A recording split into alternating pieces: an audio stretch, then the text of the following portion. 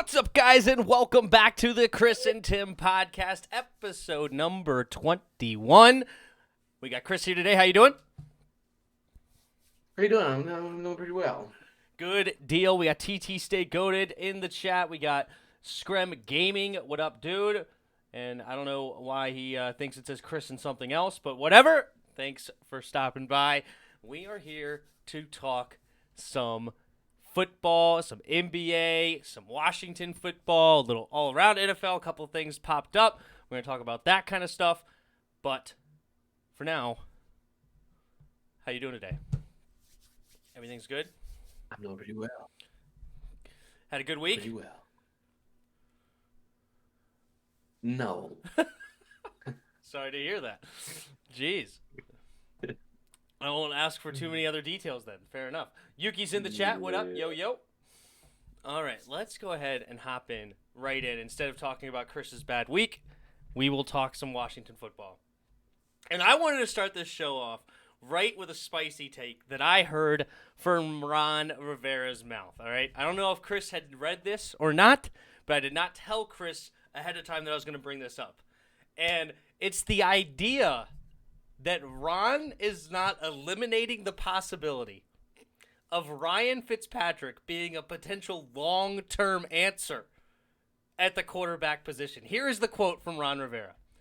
I think we're in a good spot. When asked, this is asked about when are you still looking for a long-term option at quarterback. I think we're in a good spot. Like I said, there's nothing that says right now that if things go well with Ryan, why wouldn't we want to bring that guy back? And there was some other quotes talking about that Ryan, he's not down on the idea of, hey, it's like Tom Brady's proving it. You can play deep into your 40s. What do you think about Ron Rivera even entertaining the idea that Ryan Fitzpatrick could be a long-term answer at quarterback?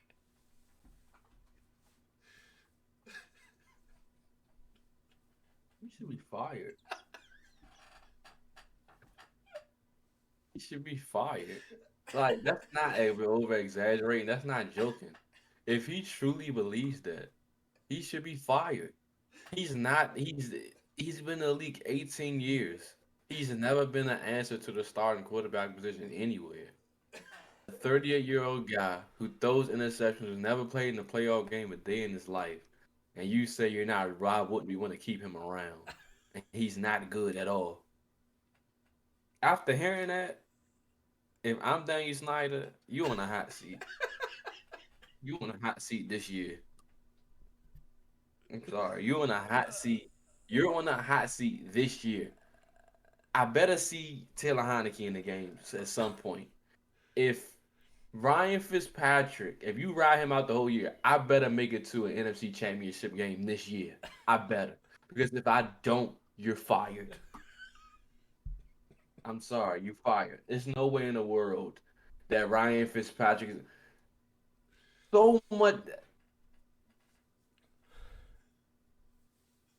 You go ahead. I'll finish off. You go ahead. I got Chris all riled up. And to be fair, he did a part of that quote say, or if Taylor ends up being the guy, why wouldn't we want that guy to be the guy for a while? I like that better than I like the Ryan Fitzpatrick. But to answer Ron's question, why wouldn't we want Ryan Fitzpatrick to bring him back is because of the last 16 years of the man's career, okay? He's only had one time ever in his career of a 2-to-1 touchdown to interception ratio. As Chris alluded to, never been to the playoffs. He's had, 2 winning seasons in his whole career, something like that. It's especially if he's played a whole season. He is a way worse version of, a weaker-armed and silliness of a gunslinger like Brett Favre, who, leads the league in interceptions, right? This is, it was okay for me to bring him in for 1 year, $10 million, to, kind of be all right, whatever, we need a leader in the locker room. He seems to be a great locker room guy. Every team he's gone to, everybody has good things to say about him. He's a very intelligent dude, so bringing in a guy that can help move along a young quarterback like he's done many times in his career, I didn't mind it that way. But to entertain the idea that Ryan Fitzpatrick is any sort of long-term answer, look, he's fun to watch. It's exciting to watch because you don't know what's going to happen, right? Like, he could throw the no-look, face mask, touchdown, game-winning drive kind of thing, or he could throw 5 picks in a game, and you don't know what you're going to get week in and week out. So he makes it interesting for you. But he's not a long-term answer. I'm much more interested in Taylor Heinicke, even with the injury concerns, even with the smaller frame, even, like, you know, maybe not the strongest arm in the world, but still very accurate and decently mobile. Not the fastest guy, but shifty. I like his off schedule. Taylor Heinicke is and he's only, 27, 28 years old. Much different situation than Ryan Fitzpatrick, that we have a full body of work. But before I go back to Chris, let's see what you guys are saying about it. You heard the Bears moving to a horse track? No, I didn't. Eris Reed says, yes, sir, live contact. Thanks for stopping by. King Scorch is here. What's good, fellas? Yuki says, marijuana is a hell of a drug. Absolutely. I think we got to start. Heinicke says, TT stay goated. Week 1, and he's bad. You put in Fitz, then draft a guy like JT Daniels or a mid-first-round QB. I know, Chris, you said you liked JT Daniels, right? I know Ritter's your guy, but JT Daniels is another good option. Yes, sir. Eris Reed says, hate, hate, hate. Assange here. Chris looking fresh with that hat. Ooh, he likes your hat. Thanks. That's 2 weeks in a row people complimenting you for looking fresh. Look at you go. I must be ugly or something. Nobody ever talks about how fresh I look. I now remember last week they was off. Did you get a haircut under that hat? A little bit? No? It's about the same? I don't know. I can't tell. I mean, I got a cut like a couple days ago. Oh, okay, cool. There you go. So, of course, it automatically goes back to, after wearing a hat. Cut it down. I wanted him to cut it a little bit further down, but I gotta do that way. Like how low yours is, I want it like that low. Oh, probably okay. A little bit. I gotcha. I need a haircut myself, dude. When I wake up in the morning and there's hairs out of place, my hair's too long. Okay, I don't want to have to wet my hair. I don't want to worry about figuring out my situation. It's just if it's out of place, just cut it. Just cut it off. Tim just looks simple. Thank you. I take it. I'll take it. That's all I want. I'm not looking for flash. Okay, that's not me. That's not me. All right, let's go. But anyway, all right, let's throw it back to you. Back to this. Do you have any last words on this Ron Rivera quarterback situation? If he was seriously considering that, do you know how many years that sets us back as a franchise? Because let's say, okay, you want to do that, and then you give him this 3-4 year deal. You're screwed. You're not going to have a franchise quarterback for 3 to 4 more years, and that guy's not going to get the job done. And that wasted Daron Payne's contract when you give him Jonathan Allen's contract when you give him Monte. You wasting all those guys' contracts for nothing because you put so much stock into this guy. And once we don't go nowhere, all of those guys are leaving. So you just screw up the whole organization. That's just bad. He shouldn't even open up his mouth to say that. You know, I just thought about this too. What if he does have a decent season, like 28 touchdowns, only maybe 10, 11 interceptions? You know, he kind of limits those a little bit. And we're looking at an 11-5 record. And maybe we're out the first round, or maybe we win one and we're out the second round, someone like that. And he thinks about bringing Ryan back. We already just paid him $10 million for just kind of being a stopgap. What is a Ryan Fitzpatrick at age 40 contract going to look like if you decide this guy is the guy moving forward? What in the world are we looking at potentially playing Ryan Fitzpatrick 20 a year? A 3-year, $60 million or something? Like, what are we looking at if we think that this guy could be a quarterback for the next 3, 4, 5 years? How much is that going to cost us? How much is that going to set us back? But I completely agree with you because, like, yeah, if we don't draft a quarterback next year, it sets you, because a rookie quarterback never wins a Super Bowl anyway. So you got to get the ball rolling, and you got to get him to start growing and start getting a part of the team. Like Pat Mahomes, one of the best quarterbacks, best young quarterbacks ever, didn't win his until year 3. Right? He didn't. He sat year 1. He had an incredible season year 2, lost in the AFC Championship, and then didn't win the Super Bowl until year 3. Like, it takes time. What's up? I think you win a Super Bowl with a rookie quarterback. Well, I it's think never he been can. done before, and it's very unlikely to be mean- done because they just don't have the experience. Like when they get to that level, the nerves start don't- building, and like you throw a bad throw here or there, and you can't even afford a bad snap or a bad But situation when at you the. look at those teams, Mhm. are they complete, or were they? No,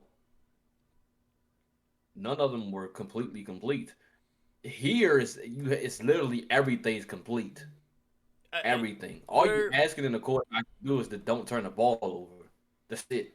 I mean, if you think about like Make play. Ben Roethlisberger when he was a rookie, he was like he was a part of a great team. That Steelers team with Troy Polamalu, Terrell Suggs, Hines Ward, the Bus. Like he had a great team around him. And go ahead. All this. It's not what we have here. It's nowhere near like our defense. The defense could legit be the greatest defense ever, due to the simple fact because all of them like 20 something. Hmm. Like they have that they grown, and then the offense is like 20 something with all that their potential. So the trajectory of it is you bring that rookie quarterback in here. I mean, what are you really asking him to do? All right, look, I'll meet you halfway. I'm not saying it's impossible to win with a rookie quarterback. Okay, my point is the likelihood is very, very low. So the point is we got to get a rookie in the door so we could start building him, even if he doesn't win year one, so that we could get a nice young rookie to win maybe year 2, year 3, year 4, something like that. Like if you start waiting 5 years down the road or 3 years down the road, like we're setting ourselves back like consistently. You know what I'm saying? Yeah, All right. Yuki, apparently we're you know what, we'll come to that Bears conversation. Send it again. We have a Bears topic later in the show, and we'll also talk about their stadium. So remind me to talk about that at the time, Yuki. Thank you. TT said, I kind of wish we didn't spend a lot of money in free agency so we would have more money in the future. This is something I have to look into, because now this guy is the kind of the second guy that's bringing this up. I'm under the understanding that the cap space does not roll over. Like your cap space doesn't roll into the next season. I thought you had a set amount of cap, and that's what you have to spend the next year. But do you have like an idea of what it is, or do you know if the money rolls over if you don't spend it? Yeah, it does. If you don't spend the money, it does roll over. I gotta look into this. So still you're have the another same person. money. Cause it said, like I said, street scores. Shout out, he said like we supposed to have like 60 something million next year. That was because with the cuts of everybody, like all the 1 year deal players being gone, it's like 60 something million. So we probably have 60 something million next year coming up. And most of that money we're probably not gonna spend in free agency. We probably gonna use that money to pay our players. So yeah, we definitely need to pay a couple of our players, but okay. because Anyway, we don't need to go get nobody. Really. I had to look more into this because you're the second, and now Chris is now the third. So multiple people have told me that they thought the money rolls over. I had to look into it to confirm, because my understanding it was a use it or lose it. You have a set amount of money every single year. Whatever the cap space is, that's what you have to use. And like, don't just sit on money because it doesn't help you. You're just wasting it. But maybe I'm wrong. I'll have to look into it. Y'all talking football or hair care? Hey, you never know what you're gonna get here on the Chris and Tim podcast. It could be anything. Okay, anything. All right. Keep you on your toes there, King. Keep you on your toes. It does in Madden. Okay, interesting. Red Wings, we got some money left over. Landon Collins, Brandon Sheriff, and Fitz are taking up the most space. Or if two or even all three of them are gone next season, our cap space will skyrocket. Well, Brandon Sheriff and Fitz are both on 1 year deals, so them not coming back doesn't affect the cap. But the Landon Collins thing, yeah, we could cut him next year and save some money for sure. I hope we sign Brandon long term. That could be Really, an option really too, do. yeah. Because he's gonna be What is it got to be by 29 like this July year. or something? What's that? It's supposed to be by July. July 15th, I believe, is the deadline for Still got some time. for contracts for the franchise tag. All right, let's go ahead and move on to the next thing. And I was going to let Chris kind of take this one over. It's about his favorite player on this team. Actually, maybe second favorite player because he loves Cam Curl. But this might be his favorite player on the team. And that is Benjamin St. Juice, as he calls him, St. Goat. He's got some things to say about it. I'll let you take this one. What do you got, Chris? Listen, man. Who started the people at train for minicamp, whatever, they're starting to see what I see. Or they probably seen it before, but they starting to see what I see. Mm-hmm.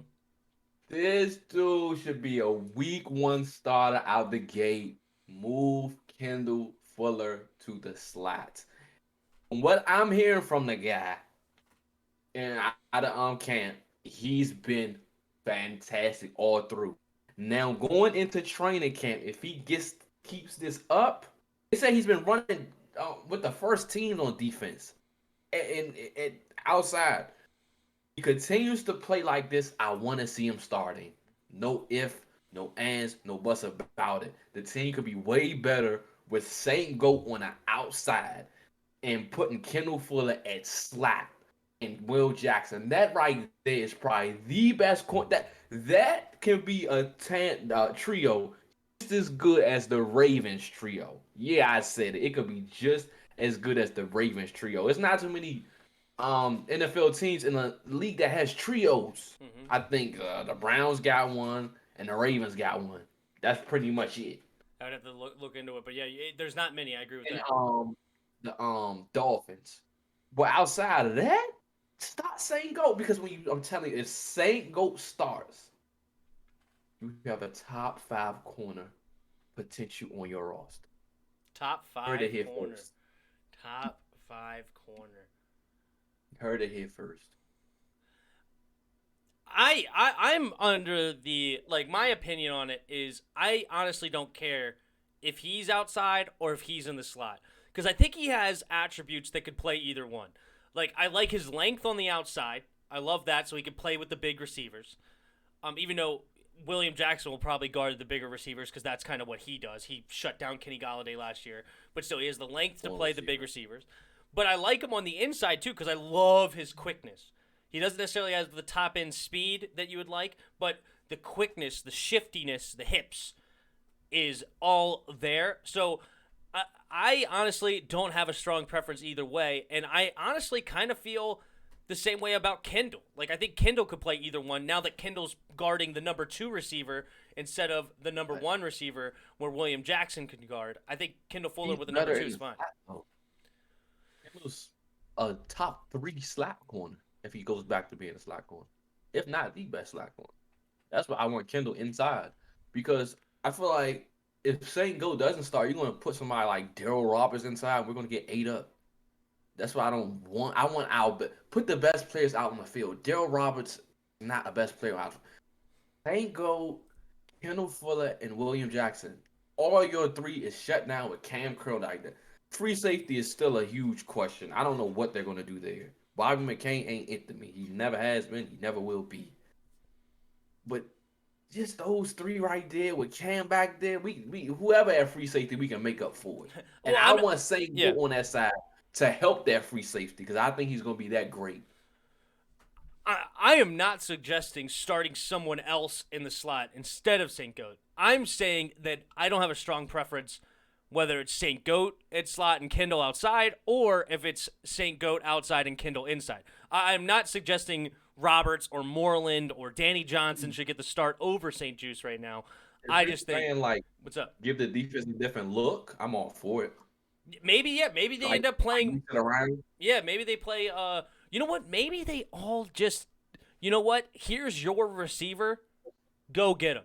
And if your guy lines up in the slot, you're in the slot now. If your guy lines up on the outside, you're on the outside now, right? So if we play somebody like, let's say, the Giants, right? Like, you say, okay, William Jackson, you got Kenny Golladay. Kendall Fuller, you got Kadarius Toney. And St. Goat, you got, what's his name? Sterling Shepard or Darius Slayton, whoever they, you shut those guys down. If we're playing the Cowboys, Amari Cooper, Will Jack, you got Amari Cooper. Benjamin St. Juice, you got CeeDee Lamb, and Kendall Fuller, you got Michael Gallup. Like, shut them down. You know what I mean? Like, and then wherever they line up, that's where you go get them. And that's what I'm saying. In our division, Dallas have a trio. Our 3 corners can lock their 3 receivers down. Don't care what nobody say. Mm-hmm. They can. Then we know what they got over did in with the Giants. They got a whole truckload of talent over there. Uh huh. And the Eagles, We'll all they see what got the is Eagles have. Devontae Yeah. Smith. Outside of that, I don't know what else they got over there. Yeah, they got the speed of Yeah. Jalen Rieger. Yeah, we'll see. I don't know, Man. but we'll see. Daryl Roberts is 30. That's his biggest knock. I don't know much about Daryl Roberts, to be honest. Daryl Roberts ain't bad. Don't sleep on him. We'll see. We'll see if Benjamin can stay healthy in the preseason and the regular season. Did he have any problems with health in college? I have no clue. But obviously that's No. good. That goes for everybody. I mean, it's a Yeah, rough like, sport. that goes for everybody. I mean, it's a rough sport. Anybody could get hurt at any time. You know, Alex Smith was not an injury-prone dude until he tore his knee, right, or tore his leg up, rather. Like you never know. Speaking of changing up defense, what do you all think about possibly changing back to the 3-4, where we play our D tackles No. at defensive ends and Chase and Montez as outside linebackers?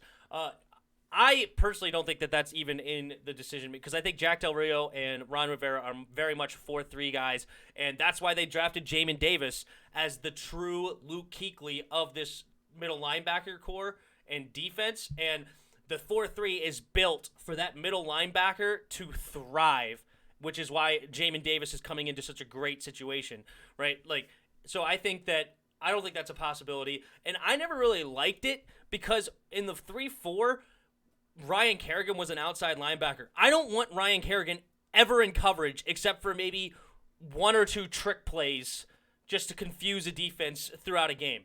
But you saw Ryan Kerrigan consistently in coverage, and Ryan Kerrigan's not a coverage guy. And I don't want the same thing happening with Montez Sweat and Chase Young, where I see them, all of a sudden 15 times a game, they're in coverage because they're now outside linebackers. No, I want their hands in the dirt, stuffing the run, and getting after the quarterback 98% of the time, and then, in maybe third and shorts, you drop them out into coverage just to see if you can get a quick interception or something like that. Like, I don't want this hands up Chase Young and Montez Sweat. I want their hands down, get after the quarterback. What do you think about that, Chris? I was right along with you. I don't want to see them out there playing on 3-4. Jonathan Bostic being out on the field more often. No, I'm good.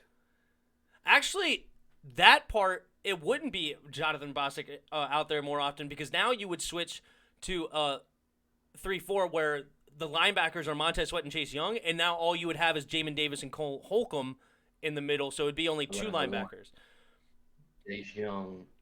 But anyway, I want no, I Chase agree.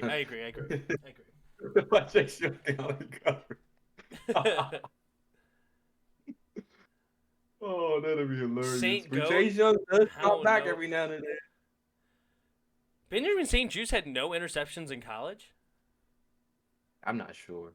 I don't know if that's true or not. I'm going to look that up right now. But nonetheless, I'll look it up actually after I ask you a question. Let's see here. What's next on the agenda?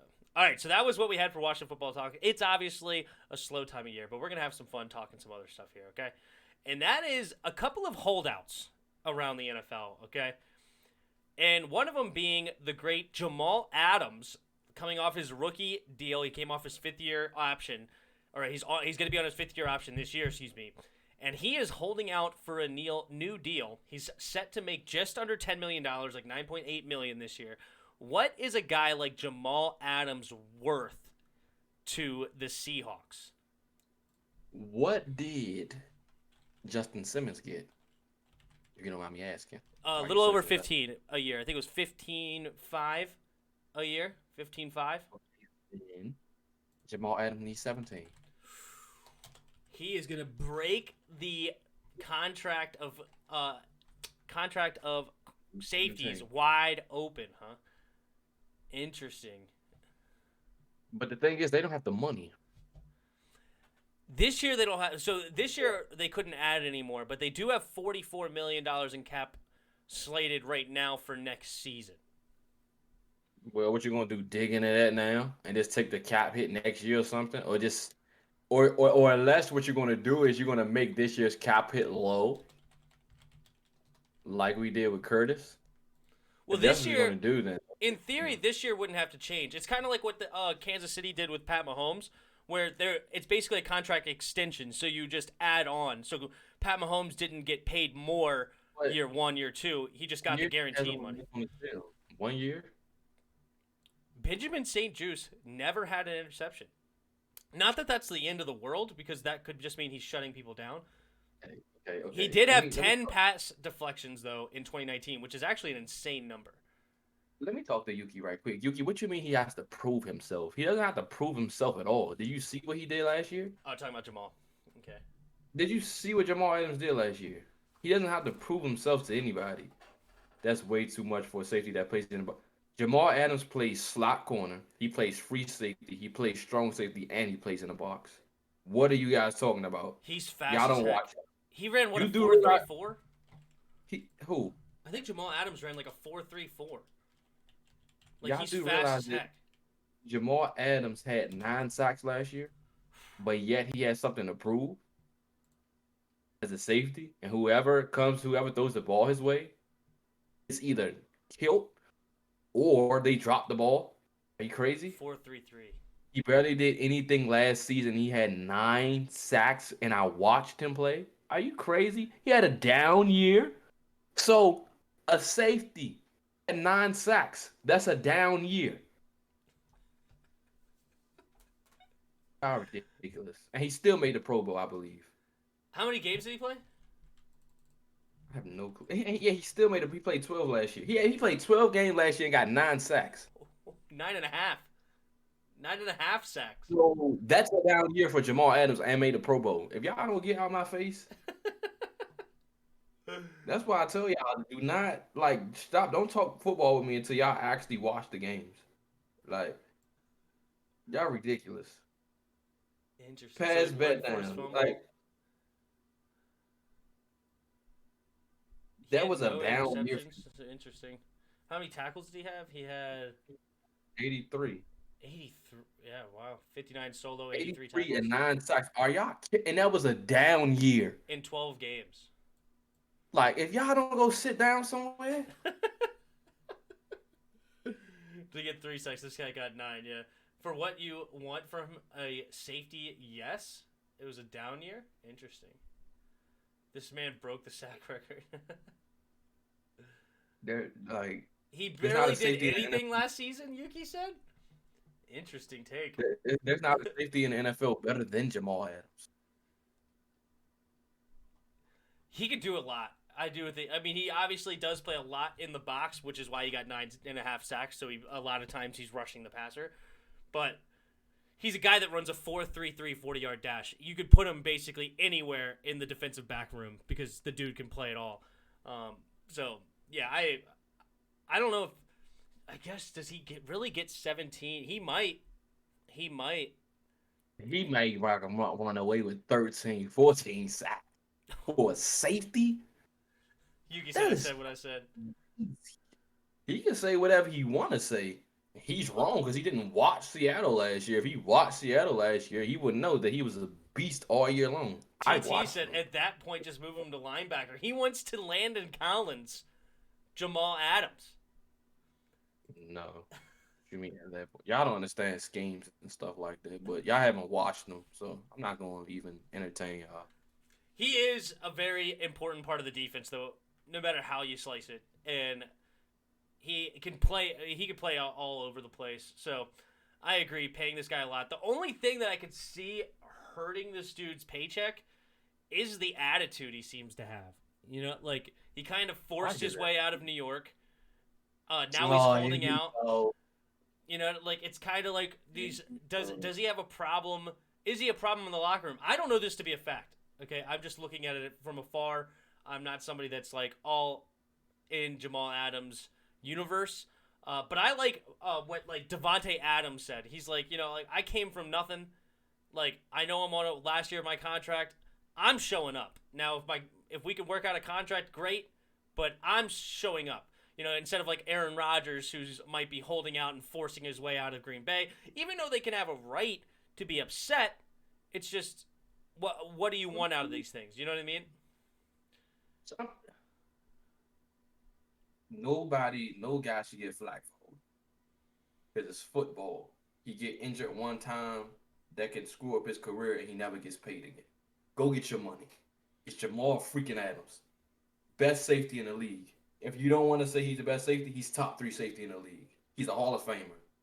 In the discussion. There's no, and he's, what is he, 28? Not even 25. 25? He's just coming off his rookie year, or rookie deal rather.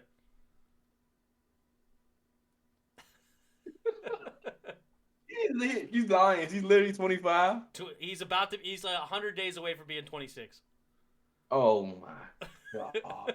He's already in a Hall of Fame discussion. Pay that man. Get 5 years, 6 years, whatever Justin Simmons got. 5, 6 years. Give him whatever he wants. In the discussion. It's no if, ands, or buts about it. If we could pay Landon Collins $15 a year 3 years ago or whatever it was, Seattle could find a way to pay this guy $17 million now. I have to say that. Like, Jamal Adams is clearly better than Landon. Like, by mine. If they want to trade, I give him Landon. We give him Landon, and we can flip the contracts. Flip the contracts. Oh man, that's funny. That's hilarious. You call a dude with no NTs the GOAT. Do you watch Slim? INTs aren't everything. This is like William Jackson. William Jackson only has 3 career interceptions. Like, INTs are not everything about the DB position. Obviously, it's nice to get interceptions, but it's not an end all be all. Because how often does he get thrown at? That's a thing you got to look into. It's not like he gets, like, people just toast him all game. He may not get thrown at very often. I think he'll be decent. Their D-line when healthy. Oh, yeah, they're talking about Kerrigan. Do you think Kerrigan is going to be effective in Philly? I think he has no problem. Shouldn't have any problem being effective. They have good rotation. 11 sacks. How many? 10, 11 sacks, maybe 12. Which would be awesome as a rotational guy over there because he's not a starter over there. Which I don't think. No. He's going to start. I don't think so. If you look at their D line, it's deep. He wanted to go somewhere where he can start. That's why I'm confused. Why did he go there for so cheap? Their DNs are not better than Ryan Kerrigan at all. They're good, but they're not Ryan Kerrigan. No, heck no. Oh, no, Ryan Kerrigan, he will likely be next to Fletcher Cox, so closer to Fletcher Cox. So he's going to eat at least 13. They have Derek Barnett, a first-round pick, and Brandon Graham as their ends. The D-tackle. Brandon Graham's a linebacker. They must play. Brandon Graham mostly plays linebacker, like middle linebacker. He's mainly out in coverage mostly. Well, Brandon Graham is listed as a D end. He rarely plays D end. Like if you watch him, he's really sometimes he goes to the edge, but now that he's older, they probably just want him back in coverage. We'll see. Well, we'll see how many snaps Ryan Kerrigan gets. I gotta imagine he gets more snaps than what we gave him last year. We honestly disrespected him with how many snaps. I'm disappointed in our defense that how little snaps we were giving Ryan Kerrigan. I think we should have given him more. But all right, let's move on to another holdout, which is a very interesting holdout, and that is Mr. Xavier Howard down in Miami, who's trying to capitalize when the iron is hot. Xavier Howard had 10 interceptions last season, and the rest of his career he combined for 12 in 3 years, if you don't include his rookie year, because he had 0 in his rookie year. But the 3 years he had 12 combined. Last year he exploded for 10. What is Mr. Xavier Howard worth to Miami as a holdout? Who was the last to sign at cornerback deal? The last to sign at corner, excuse me. I'm not sure who the last was, but like some of the highest paid guys are such as Jalen Ramsey, Marlon Humphrey, Tre'Davious White, and Jalen Ramsey got 20 a year, Marlon Humphrey got 19.5, and Tre'Davious White got 17.2 is the top 3 guys. I give 18. That number just popped right into my head as well. I think 18 might be interesting. I'm not going to give him Jalen Ramsey, mm-hmm. but he better than Tre'Davious White's a beast, but he's better than Tre'Davious White, so I give him And arguably better than Marlon Humphrey. But Marlon I Humphrey disagree. trajectory. I love Hold Marlon on, Humphrey. I'm not even done Marlon yet. Humphrey is a beast. Hold on. Okay, I'm coming. Dang, bro. I was gonna get there. I I was was ready to gonna say hop Marlon on you. Humphrey. I was ready to hop on you as soon as you said he was better than Marlon. As soon as you said it. His trajectory is fantastic. How old is Marlon Humphrey? Like They're same 24? age, 25. Xavier And Howard. Actually, Xavier it's Howard's 28. Well, he's 20. Oh, well, so the trajectory for Marlon Humphreys is up way more. Mhm. So I give him below Marlon Humphreys, so somewhere between 18. So I give him, what you said, 28, 29, 30, 31, 32. He should wear off around 33. So I give him a 4-year deal, 18 million a year. That's what I give him. 18 million a year. So let me see what that That's is. interesting because that's probably what he's going to end up making, somewhere in that range. I would have to agree because that's more than what he's making now at 15 a year. So 4 years, 72 million. I say 65 guaranteed. That sounds pretty good. 65 guaranteed. That's a lot. 65 guaranteed. I'd probably go with like 53 guaranteed. Because you gotta think about it. He's the one that's gonna be. That's the dude you gonna make your money on. He's the one checking Tyreek Hill. Who else in the AFC? He's the one checking Odell, Jarvis Landry's, Michael Pitt. He's the one that got 18 million, please. Stephon. He's the one that gotta check all them. Stephon Diggs. 18 million a year. He's getting that. Yeah. And then he has what? Corey Davis in New York and Jamar Chase. Jamar Chase. Chase Claypool, Rashad Bateman, Julio Jones. So, better sign that man. For DB, INTs are everything. No, they're not, King Scorch. No, they're not. They're not. How many interceptions? I'm just curious. I don't even know the answer to this. I'm looking up something. What? Excuse me. I'm curious about something. Xavier's 28 though, so I would. Just because somebody's 28, that don't mean crap. Rod Woods improved that. Joe Hayden proved that. Joe Hayden's not what he used to be, but he's older. He's still locking people down. The height of people like Darrelle Revis, his most interceptions was 6. But he had a year right in the middle of his prime, 2010, where he had 0 in 13 games. 0 for the Jets. Also in 2012, he had 1. No, that was only in 2 games. In 2013, he only had 2. In 2014, he only had 2. And these were when he was at the top of his game. So interceptions are not everything about. What is a lot more important is these pass deflections, honestly, because that means you're preventing the guy from catching the ball when thrown to. And you look at like the Jets, he had 21 pass deflections or 31 pass deflections in a year, which is insane. That might be a record. I mean, that's an insane number of pass deflections. And so who knows? Xavier Howard is 28, so I would be a little cautious. I also don't know his personality as far as like I haven't heard anything to like. As far as like it seems like he's a fine locker room guy, right? Like I've never heard anything about him to be negative as far as a teammate. So I think he's just trying to capitalize, honestly, on this fantastic year, 10 interceptions, right? Like he's trying to turn that 10 interception year. And, you know, this kind of sounds hypocritical, but I mean, obviously if you get a lot of interceptions, that's a good thing. But just because you don't doesn't mean it's a bad thing is my point. But he did get 10 interceptions. Exactly. Okay?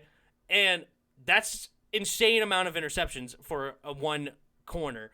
But you know what that also means if you have 10 interceptions? Is people are testing you. People are not necessarily afraid of you. So they're throwing at you a lot. Am I wrong, Chris? I mean, when your number one receiver's over there, what you expect? You got to go to your number one receiver, don't you? And every time you go over there, you pay. What did Green Bay do with Devontae Adams and Jalen Ramsey?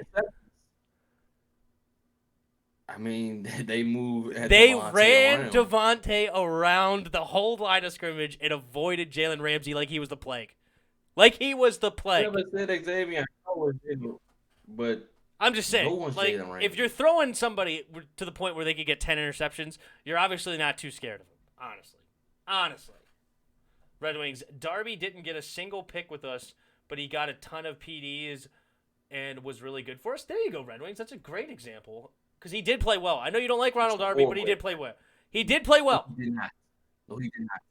No, he did not. He played well. Ronald Darby did not. Why? I'm so sick of people keep saying Ronald Darby played. His expectation, his bar must be extremely low if you think he played well. That was not playing well. They threw it to his side every single time. So if he has pass breakups, they go to him all day, every day. If you go back and watch the Tampa game, they were hunting Darby. Wherever Darby was, that's where they went. That's fine. But my point is... He's checking the number 2 receiver now. And you even always, play bad against not always. receiver. Not always. Yes, always. No, Amari Cooper beat him deep. I remember that play. Amari Cooper's not no number 2. He's not number 2? Amari Cooper last year was not number 2. You're putting CeeDee Lamb, a rookie CeeDee Lamb over Amari Cooper? Yeah. You hate Amari so much. You hate Amari. Did you watch Amari So and how trash he was last year? He had up and down years. Up and down games, rather. Up and down, up and down. And you supposed to be a number 1. He was a number 1. All right. All right, on to the next thing. I don't know if we necessarily settled on what we think Xavier Howard should get paid, but we both agree that he should get paid. 4 years, 72, Yeah. 56, 65 guaranteed. I say a little bit less than the guaranteed, but I like the 4-year 72. I like that. All right. Here's the Bears topic that I was going to talk about. Lamb could be better than Cooper, Tim. Okay, could be better, but I'm saying last year, Amari Cooper was the number 1. Okay. Yeah, CeeDee Lamb has a lot of potential, but Amari Cooper is really, really good. Okay, I know people like to hate on him because he has a little bit of problems, and I like Terry better than him, but my point is that Cooper's still a really good receiver, and he was the number 1 last year. Excuse me. All right. Should Justin Fields start week 1? So you have the coach talking about, no, there's no scenario where Justin Fields starts week 1. Andy Dalton is apparently going to be the starter, okay? Chris, should Justin Fields start week 1? No. No! No. Why? 1, I want Justin Fields to learn the playbook. Mhm. I want him to start at some point. Maybe week 3, maybe week 4. Mhm. Obviously, he gets the preseason reps, right? Cool. So that's live action. So I'm not worried about him not playing in live action NFL games. Mhm. Though preseason is different from, but still, you get what I'm going. Mhm. Sitting him about 1 or 2 weeks, 3 weeks. Let him fill it out that way. Let him fill it out. Then I'll put him in. Andy Dalton. Let's say Andy Dalton go out there. He balls for the first 3 weeks. Why do I need Justin Fields to come out here for me right now? For what? If Andy Dalton go out there, do what he got to do. Now, if they lose, if they go down 0-1, 0-2, sit down, Andy. Now let's bring in Justin Fields. Well, you know what?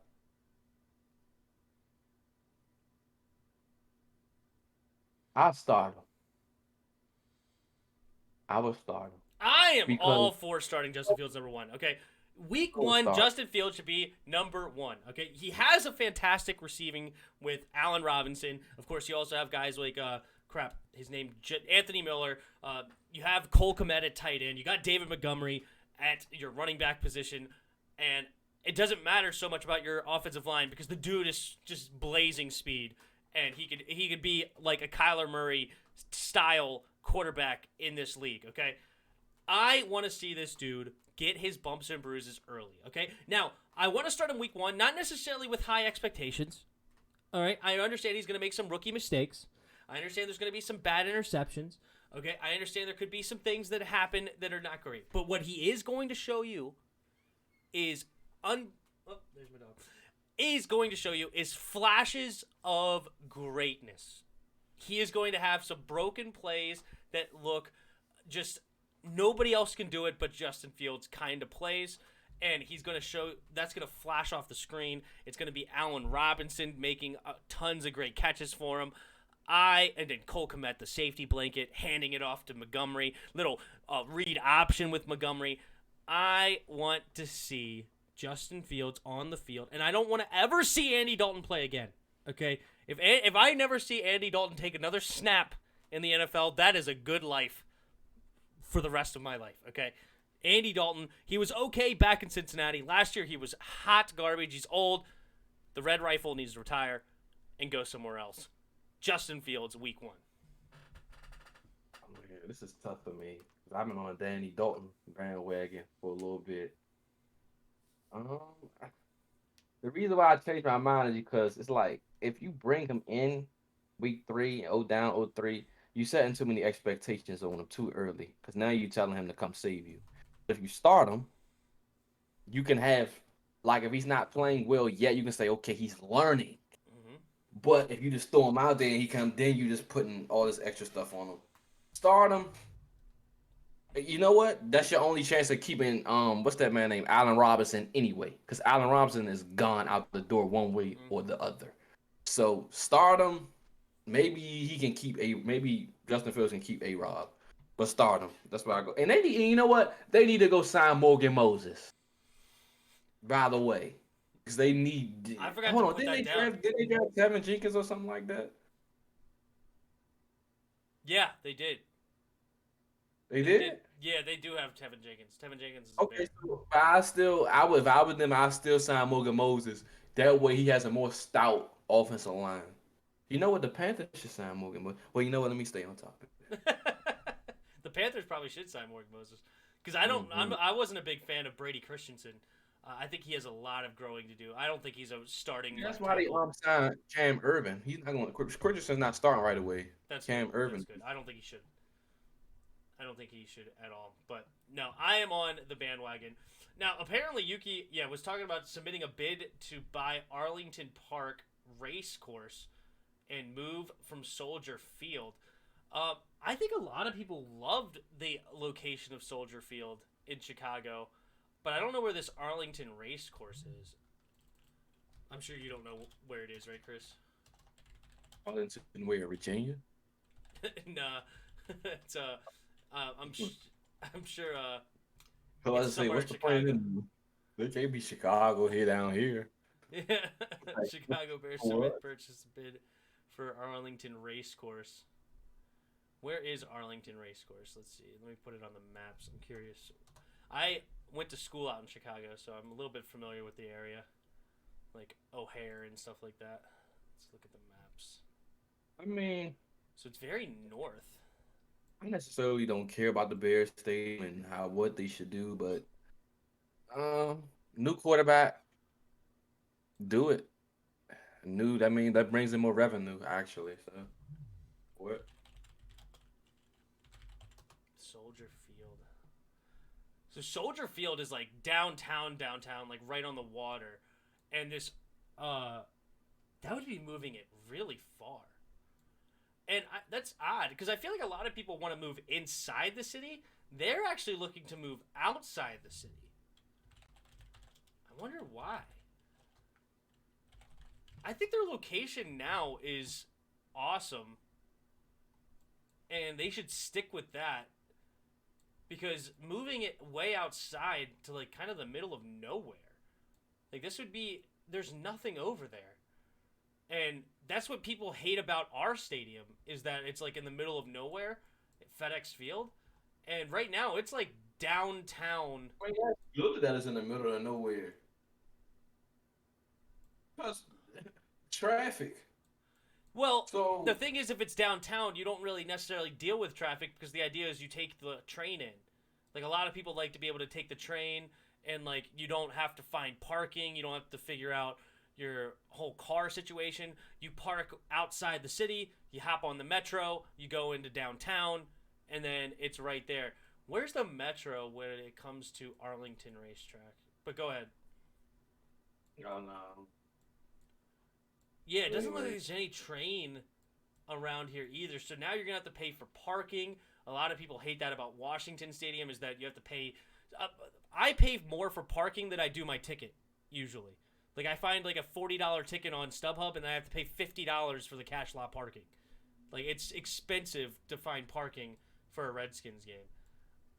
I don't like this at all. I think that they should move or stay where they are and renovate a new stadium if they want a new stadium, personally, because I think that a lot of fans are not going to be happy to be outside the city of Chicago anymore. Like, it's technically Chicago, but it's like way up north, like in some suburbs. Come on, Sixers, give me something. Uh-oh, Sixers going down? Oh, It's over for me. That's My not that only bad. hope is Brooklyn. It's not that bad. It's only down 4. They're only down 4. What's the box score looking like? Trae Young killing them. Ooh, Embiid is not looking good right now. He's 4 for 11 with only 8 points in the first half. Trae Young is 20 points deep already. Such a beast. Man, they could actually be doing more damage if Bogdanovich could hit a shot. He's 1 for 6. But anyway, sorry. That was a side note.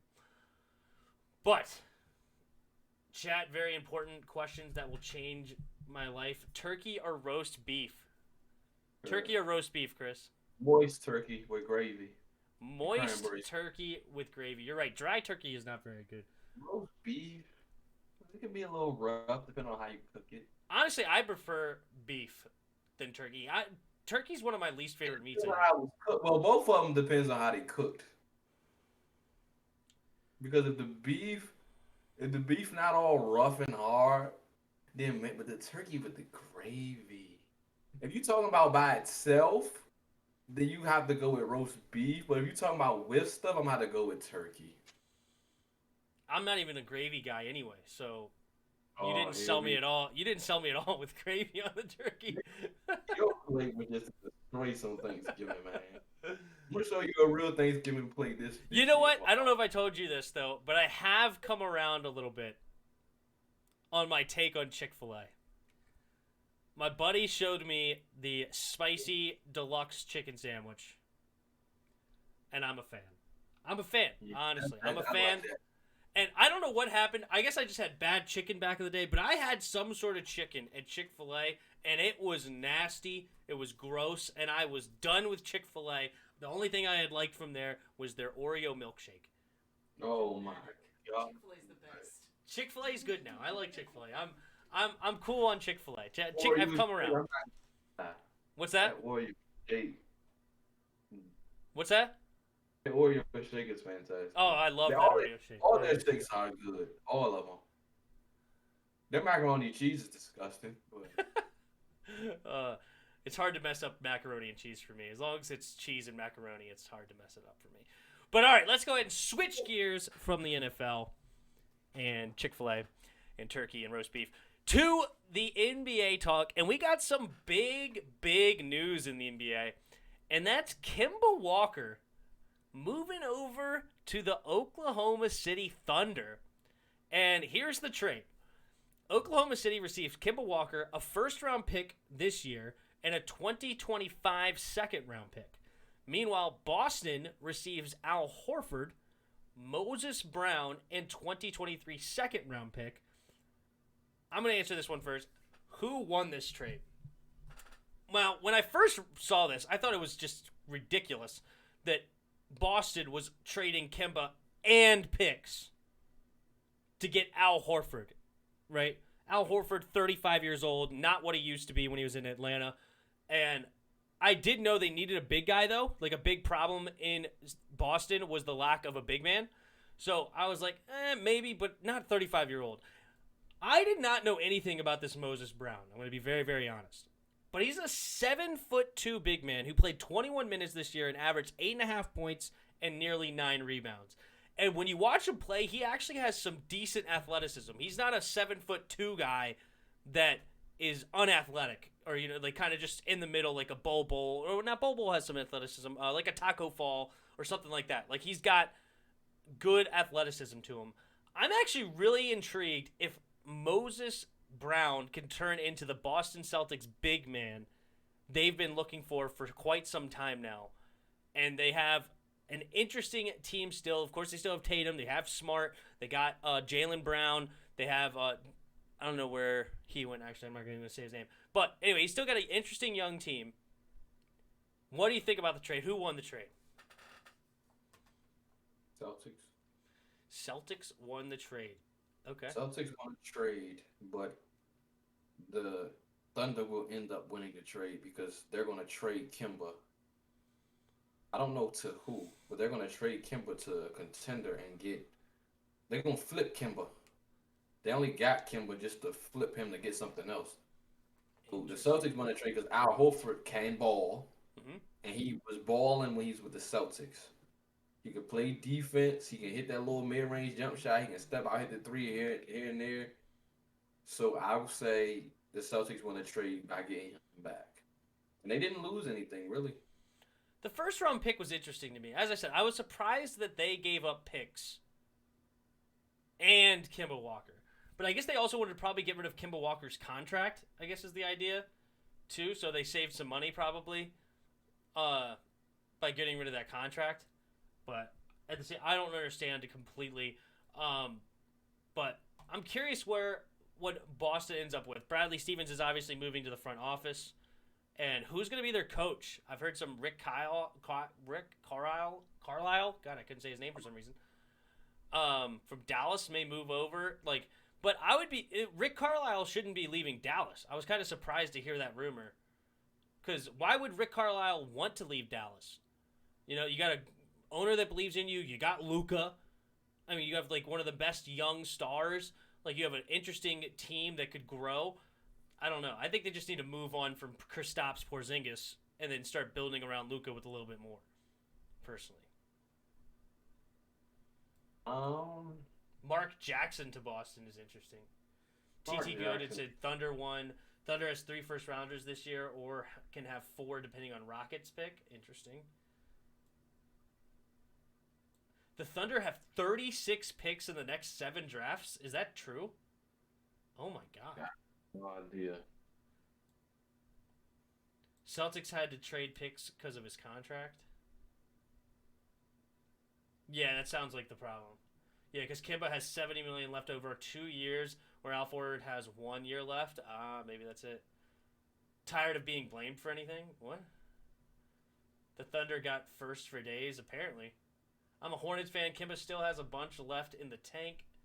And the Thunder are probably going to flip after this year to a team that needs a scorer like the 76ers. There's some definitely interesting... That is true. I don't know. There's some interesting trade offers that I've liked for a guy like Damian Lillard. Trying to move him around. There's some interesting places he could go. 76ers is one.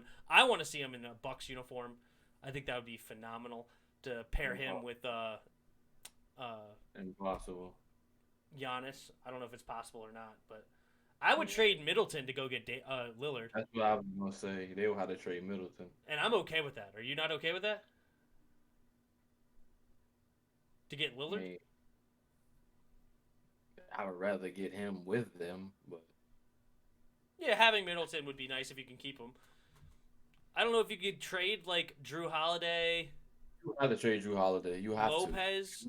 to. Drew Holiday's getting paid entirely too much. Can Holiday and Lopez and, a couple of first-rounders do it for Damian? They're gonna have this. They're gonna try to stay young. So I would say, Drew Holiday goes. What if I can get Damian Lillard and Drew Holiday in the backcourt? Well, Holiday or Middleton have to go. You got to trade something. Well, it will have to be Middleton, Holiday, both. Honestly, I would do it. Spoiled Zion family doesn't want him on the Pelicans. Oh God. If you're the Trailblazers, do you do it?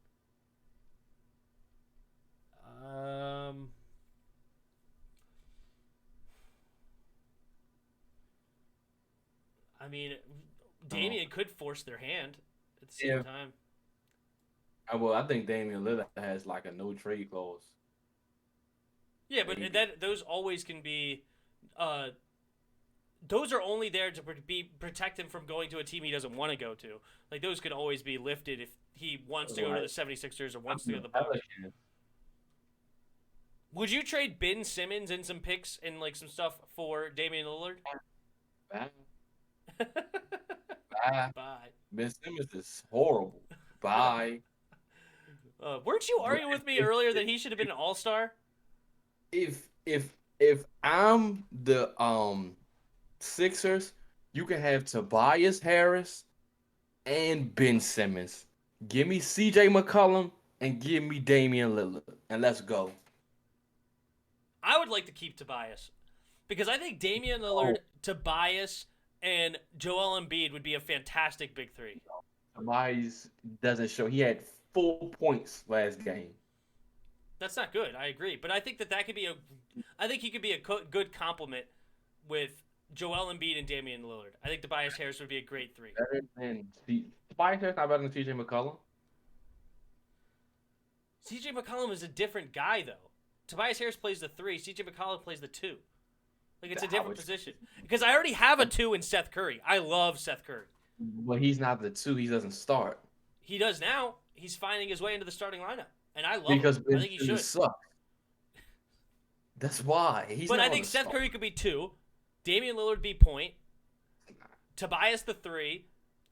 I don't care who you put it at 4. You got to figure out who you want him for. I don't know who you're going to put it for. But then you got Joel Embiid at 5.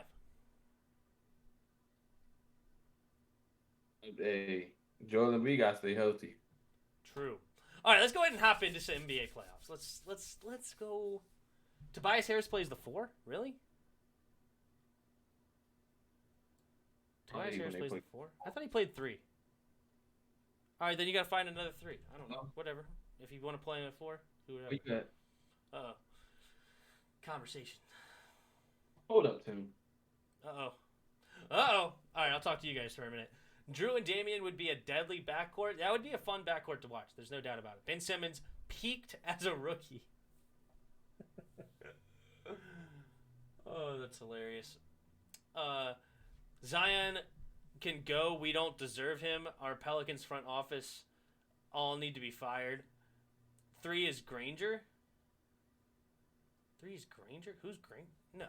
3 is not Granger's for the Sixers. Oh, let's look at the 76ers roster here. Hold on.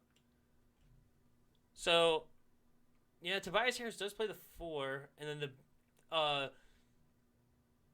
the 3 right now in the starting lineup for the 76ers is Korkmaz. But yeah, Tobias Harris. Great Tobias Harris. How tall is Tobias? I'm curious. Listen. 6'8"? This is what we're going to do. 6'8"? You know what? He could play the Got a 4. better trade. What's up? Let's go.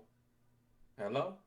Yeah, I hear you. Philly's up on Atlanta right now by 5, by the way. 61-56. Let's go. Damian Lillard to the Heat. Damian Lillard to the Heat.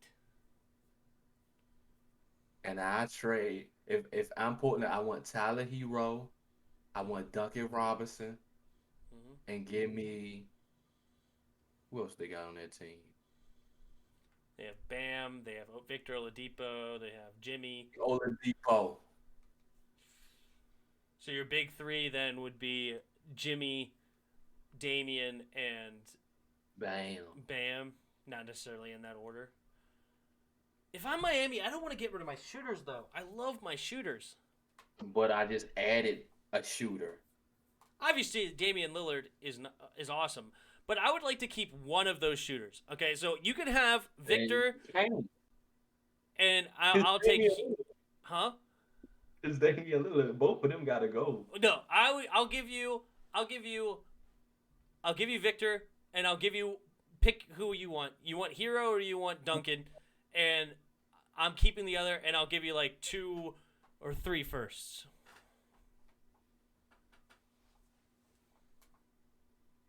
I need another player. We could look at our roster then, but I want my shooters, man. I want my shooters. But Lubis is a GOAT GM for the Saints. The Lakers, he can't go to the Lakers. Dang, expert JK said Oladipo was know, horrible. Somebody said that the Lakers get Russell Westbrook. to and the Wizards got Kyle Kuzma, Kentavious Caldwell Pope, and I think it was Dennis Schroeder. I don't think it was Dennis Schroeder. It was somebody else that they got, but they had like that was a trade idea. I think that was a perfect trade, especially for the what's their name? The Wizards. If they get Kyle Kuzma with okay, that's a good three with Bradley Beal. Now all you need is a point guard, and you got the Vice Bertans. Ooh, that's a good lineup. Wait, Kuzma, wait. Okay, who are we trading for the Wizards? What are you saying? the trade was Contavious Caldwell Pope, Mm-hmm. Kyle Kuzma, Mm-hmm. and it was another point guard. I don't know who the point guard was for Russell Westbrook. Oh my God! If Russell Westbrook can be off my team, I'm happy. Russell Westbrook, I was happy to get rid of John Wall. So Russell Westbrook is above John Wall, okay? Because John Wall can't play a full season. All right. So I liked Russell Westbrook over John Wall, but watching John Wall is one of the most frustrating things I've ever watched in basketball. He is so inefficient. His shot is disgustingly ugly, and it hardly goes in.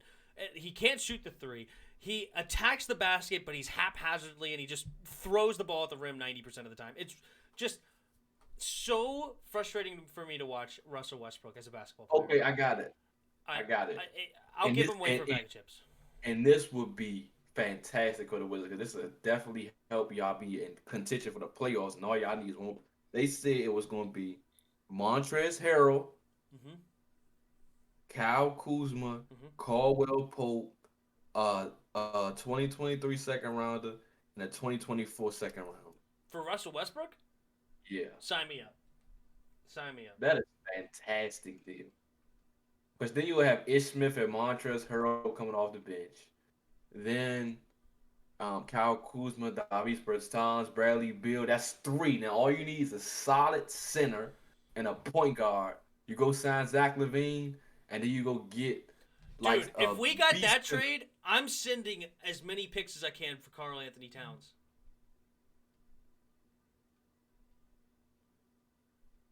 What? I'm sending as many picks as I can for Karl Anthony Towns. That would be my big man to pair up with Bradley Beal Oh, and whoever else you need. So you say three. Well, I heard. You know what? I heard that Stephen A. reported that Towns might be on his way to Portland.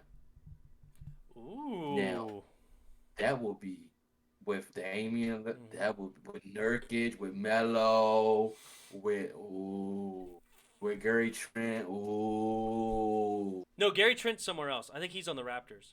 Oh, his brother told me that. Norman Powell. I would Well, love. Norman Powell, I free agent. liked Gary Trent. Interesting. Y'all better not trade Gafford. He's a steal. I liked Gafford. Gafford was a very athletic big, but he's not really that big. He's like 6'9", 6'10", and I liked him, but I want him as a rotational big. I like him coming off the bench and giving some quality minutes as a backup role. I don't think he should be our number one big by any stretch of the imagination. Would you or Damian Lillard to the Celtics? Damian Lillard to the Celtics. They got the pieces to move to go get him. If I want Jaylen Brown, Okay, if I trade Jaylen Brown and maybe like give me Jaylen Brown and Marcus Smart, and I need me some picks. And it's this little guy they got. I but would he try to barely keep plays. Jaylen Brown though. Maybe trade Marcus Smart. I mean, you're not. This is something. You have to trade Jaylen Brown to get a caliber player of Damian Lillard. You have to trade that.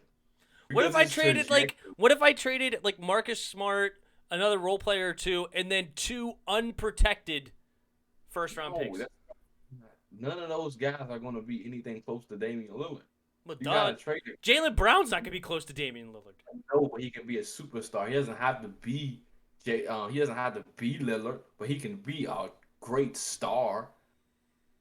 So I will want Jaylen Brown and Marcus Smart here, and I'm building, and I can just sign Zach LaVine, and boom, I'm still top 3 team in the West.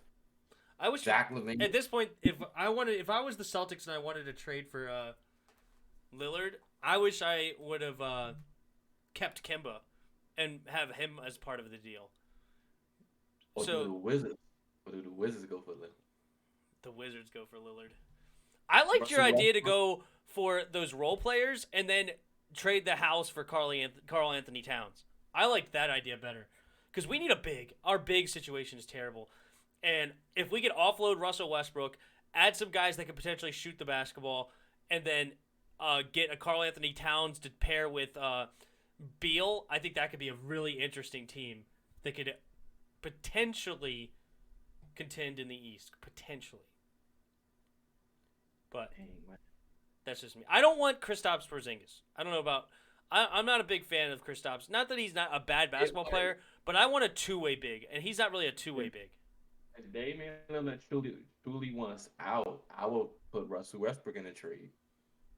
I'll trade Russell Westbrook and get Damian Lillard because that's what y'all really need, the true point guard.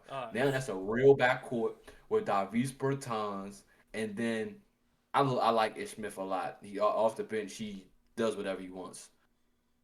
And then y'all go into free agency, y'all got a couple of dollars, spend that money and do what you gotta do. We need a big at that point. I would love Lillard and Beal. I think that'd be a great I backcourt. think maybe DeMarcus Cousins. Nah, I'm not on the DeMarcus Cousins train. Nah, he's too injury prone, and like he's not the same as he used to be. Like the White Howard off the bench, somebody like that. No, we need a starter. I like Gafford off the bench. Yeah, I like Gafford coming off. What?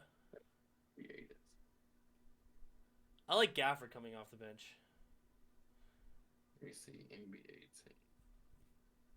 Edwards, Williams, and 4 first-round picks, my guess. I don't think it would be that much. It would be a lot, though. The thing is, though, Dame doesn't want to leave Portland. He's too loyal. It would have to be a crazy trade offer. Well, I mean, if it wouldn't have to be a crazy trade offer. That's the opposite because he doesn't care about the crazy trade offer. He doesn't care about that. That would be Portland that cares about that. But if he has a no trade clause, then he would never accept the trade. If we were to do a three teams, I would say Sixers would be on that list. The Heat would be on that list. I love the Bucks. I want the Bucks on the list. I want the Bucks. I want Damian Lillard and Giannis. Talk You know about what a I- duo. Bro, Damian Lillard to Phoenix. Damian Lillard to Phoenix. That would be ridiculous. For CP3? I mean, CB3 go free agent. He opted out. He gonna be a free agent. Interesting. So, ooh. All right, we are an hour and 15 in. Let's just run through these real quick. All right, so 76ers are currently up by 7. Who wins that series? Do the 76ers come back or do the Hawks pull it out? You go first. I'm going with 76ers come back and make it. I think they win.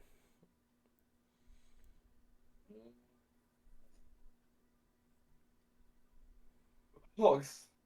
Hawks keep it. All right, Nets Bucks. Who wins Game 7?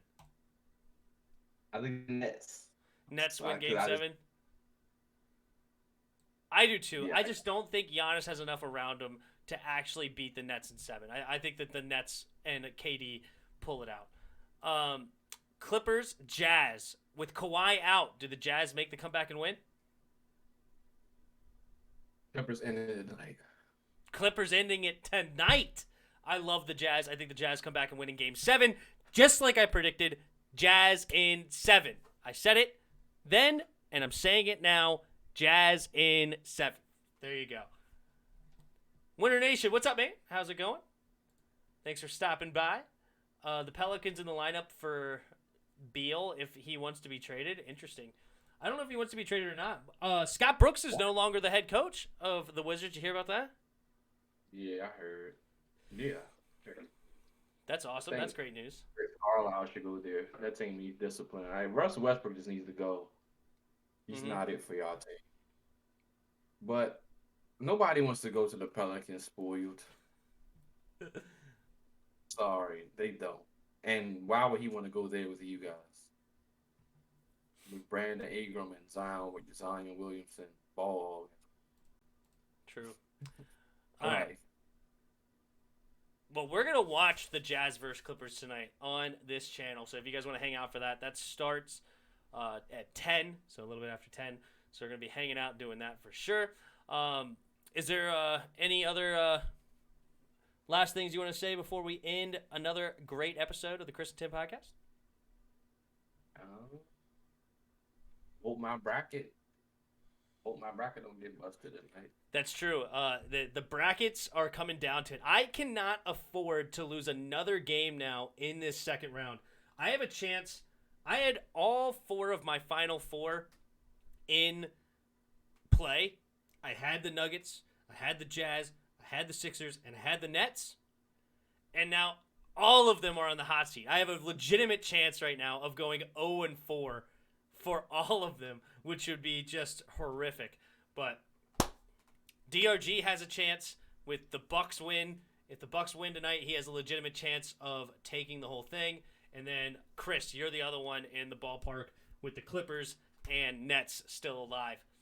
I think everybody else pretty much is out. Somebody had, like, Portland winning it. A couple had the Lakers. And I think that was, like, the limit of, like, the other teams that could potentially win it. Because I know you had the Clippers in the finals. Nobody had the Jazz winning it. I have the Jazz in the finals. But anyway, thank everybody for stopping by. It was another great episode. I'm going to stay alive and hang out, so you guys are welcome to hang out with me. I'm probably going to get something to drink after the show, though, and then we'll come back. But thank you, Chris. Any final words? Until next time. And until next time. See ya!